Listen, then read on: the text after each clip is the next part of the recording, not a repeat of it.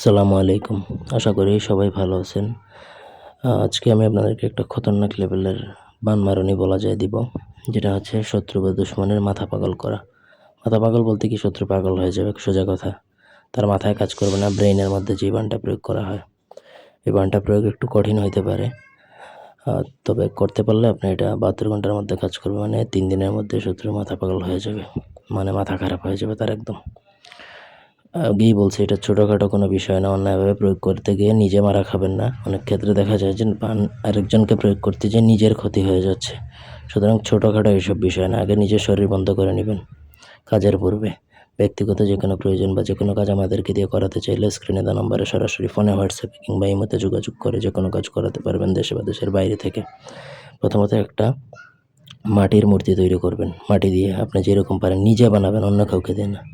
সেই মূর্তির মধ্যে এই নকশাটা আপনাকে লিখতে হবে ভোজপাতার মধ্যে অরিজিনাল কস্তুরী কালি দ্বারা লিখবেন নিচে শত্রুর নাম, যার মাথা পাগল করবেন তার নাম, তার বাবার নাম, মায়ের নাম, ঠিকানা লিখে ওই ভোজপাতাটা আপনি একটা তাবিজের মতো কবজ করবেন, বানিয়ে তারপরে সেটা মাটির যেই মূর্তির মাথা বরাবর আপনি ঢুকিয়ে দিবেন। ঢুকিয়ে দিয়ে মাটি দিয়ে লেপে দিবেন যাতে ভিতরে কিছু আছে বোঝা না যায়।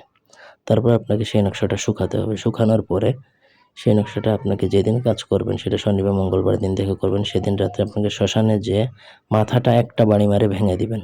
মানে সেই মাটির মূর্তিটা শুকানোর পরে শ্মশানে নিয়ে যাবেন, তারপর মাথা বরাবর বাড়ি মেরে ভেঙে ফেলবেন।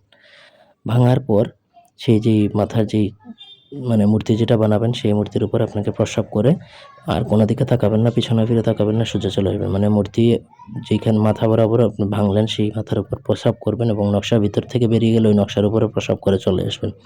এটাই হচ্ছে কুফরি কালাম, আর কিচ্ছু না। ৭২ ঘন্টার মধ্যে তারপরে আপনি খেলা দেখতে পারবেন যে তার কী অবস্থা হয়।